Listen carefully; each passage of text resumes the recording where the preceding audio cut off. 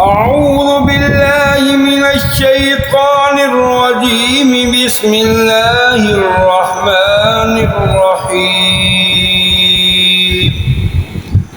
الرحمن علم القرآن خلق الإنسان علمه البيان. الشمس والقمر بحسبان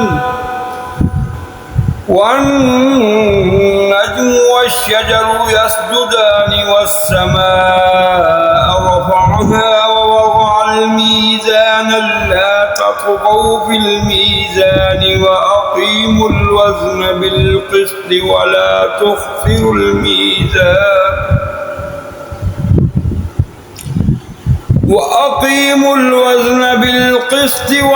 تخسروا الميزان والأرض وضعها للأنام فيها فاكهة والنخل ذات الأكمام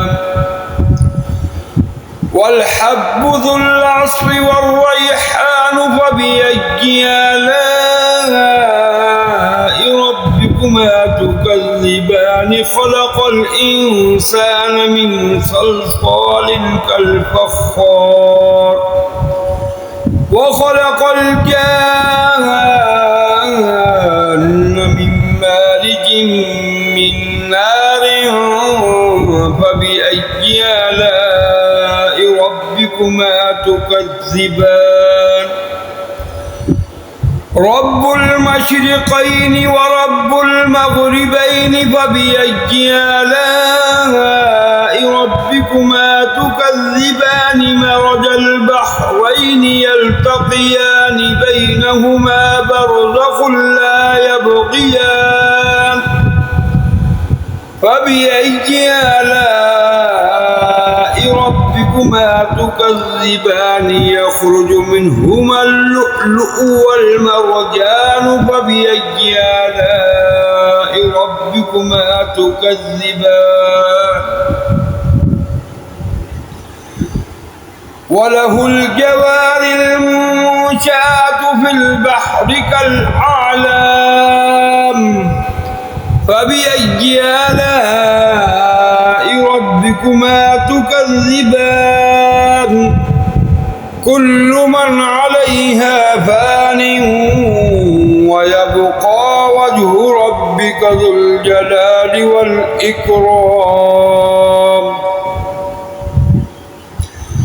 فبأي آلاء ربكما تكذبان.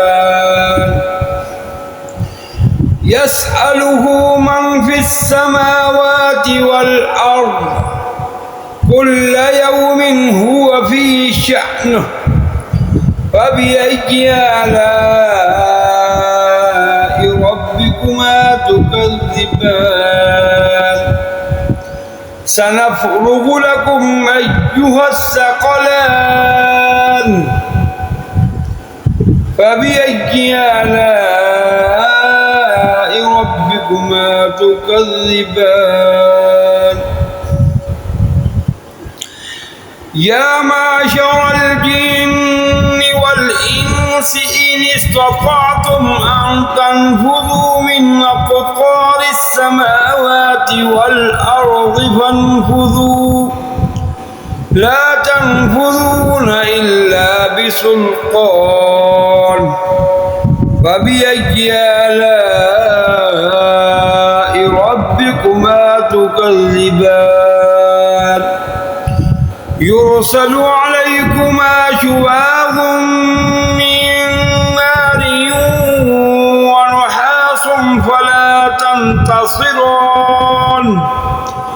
فبأي آلاء ربكما تكذبان. فإذا انشقت السماء فكانت وردة كالدهان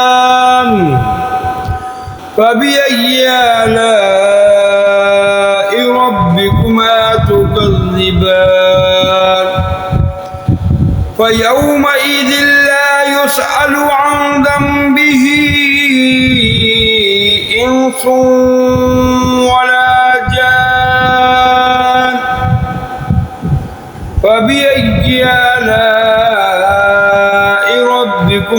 تكذبان يعرف المجرمون بسيماهم فيؤخذ بالنواصي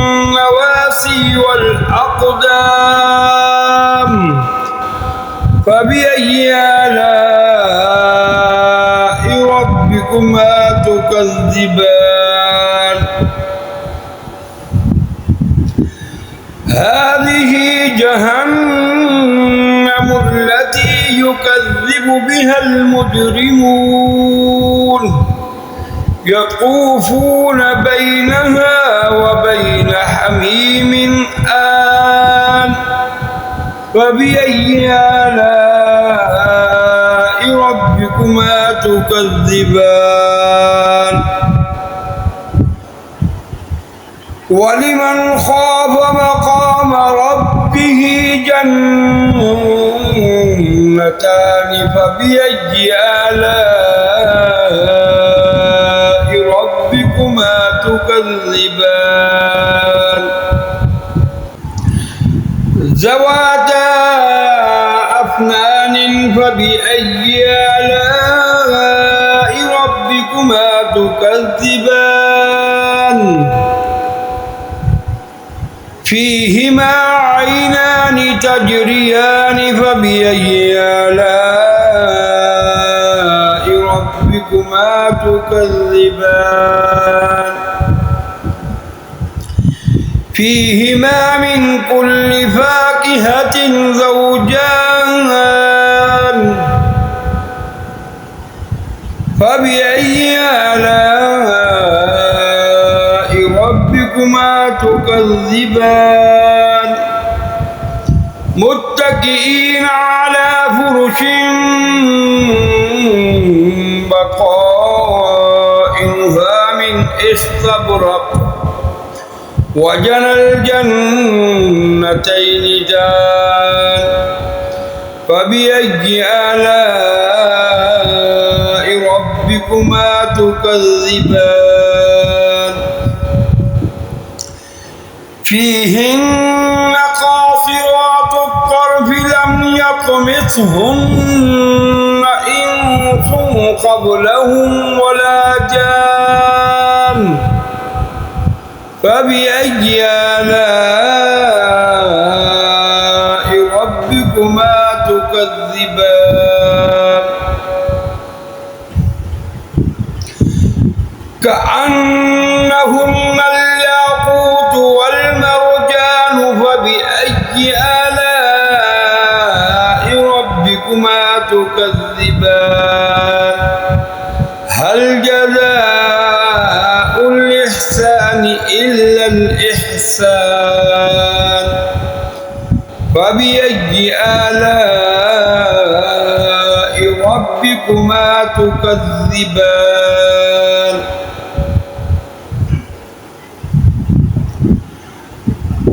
ومن دونهما جنتان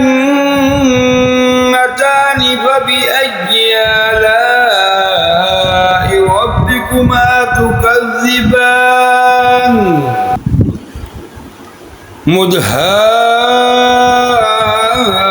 مدهامتان فبأي آلاء ربكما تكذبان فيهما عينان نضاختان فبأي آلاء ربكما تكذبان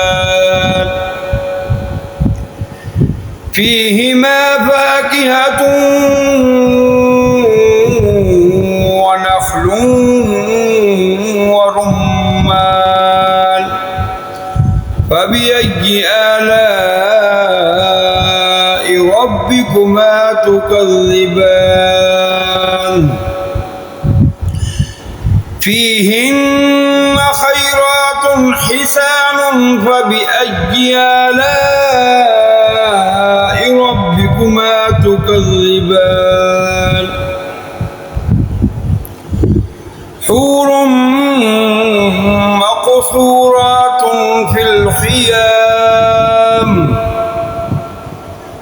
فبأي آلاء ربكما تكذبان لم يطمثهن إنس قبلهم ولا جان فبأي آلاء ربكما تكذبان متكئين على رفرف خضر وعبقري حسان فبأي آلاء ربكما تكذبان تبارك اسم ربك ذي الجلال والإكرام صدق الله